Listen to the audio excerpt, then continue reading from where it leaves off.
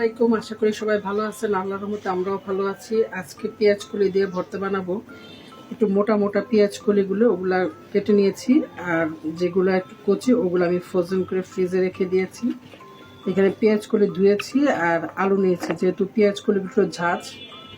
এখন আমি এগুলা কড়াইতে দিয়ে দিলাম ভর্তা বানানোর জন্য। এগুলো একটু সিদ্ধ করে নিতে হবে। চুলাটা ধরাই দিই।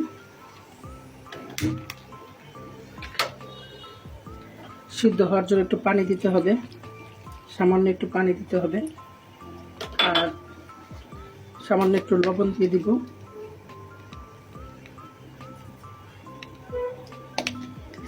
যেন ভালো করে সিদ্ধ হয়। এখন আমি ঢেকে দিব সিদ্ধ হওয়া পর্যন্ত, সিদ্ধ হোক। এই চুলা এটা সিদ্ধ হোক আস্তে আস্তে।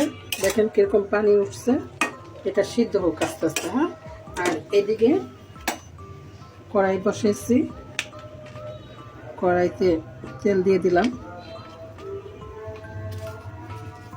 কয়টা শুকনো মরিচ দিয়ে দিলাম ভাজার জন্য। এগুলো ভেজে নিই।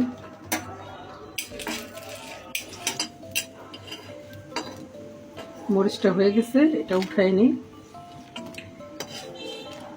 এই চুলাই অল্প কয়টা রসুন আর পেঁয়াজও ভেজে নিব। লাল লাল করবো না, হালকা একটু বাদামি কালার হলে উঠে ফেলবো।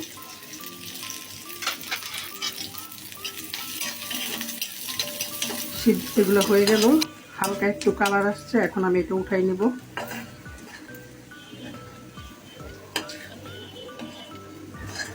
এখন টমেটো করবো, কেটে নিব, সিদ্ধ করবো, কেটে হোক করে নেব। একটু টক টক লাগবে, ভালো লাগবে খাইতে, এই জন্য এটাকে। আর এই সিজনে টমেটো বেশি একটা সময় লাগে না সিদ্ধ হতে, সময় লাগে না। এটা আমার টমেটোটা হয়ে গেছে, এখন আমি এটা উঠাই নেব।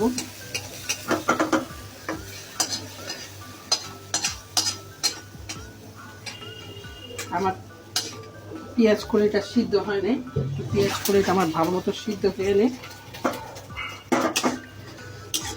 পানি উঠছে, দিলাম অল্প একটু পানি, অথচ কতখানি পানি উঠছে।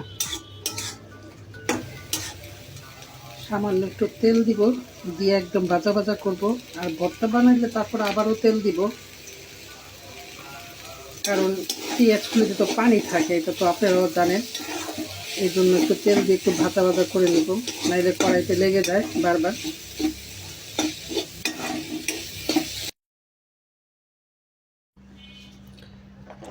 এই যে আমার এটা হয়ে গেছে, উঠাই নিয়ে আসছি।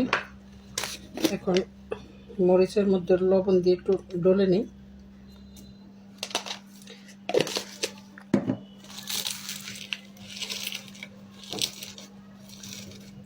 আর বেশি করে একটু ধনিয়া পাতা দিবেন, ধনিয়া পাতাও কেটে নিয়েছি। আর এটার মধ্যে মেন উপকরণ হলো মাছ ভেজে নেবেন, মাছ দিবেন অথবা ডিম দিবেন।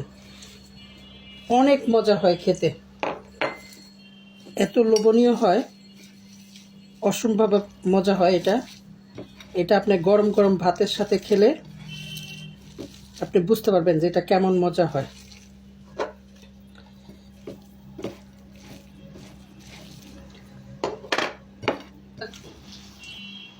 এখন সরষের তেল দিয়ে দিব, একটু বেশি করে দিব।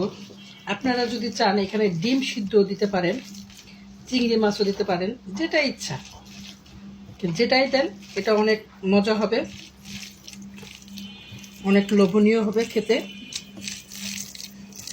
এই যে ভর্তা আমার রেডি হয়ে গেল, গরম গরম ভাতের সাথে খাবেন।